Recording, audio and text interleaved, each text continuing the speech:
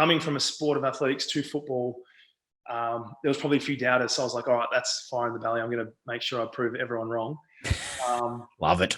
I love it. Yeah, that was the attitude. But I suppose the most challenging thing for me, well, there was two. One was you're going from an individual athlete where you try not to be, but you're probably constantly thinking of just yourself.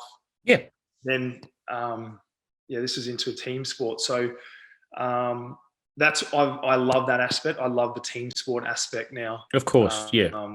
Being able to train and play with some of my best mates is unbelievable. And that team sport aspect was something that I had to get used to. And now I can have a crappy game, but we can still win. So yeah, of course. I know. I mean, and that's the difference of team sports, isn't it? At the end of the day, you like to try and be the best version of yourself within that team.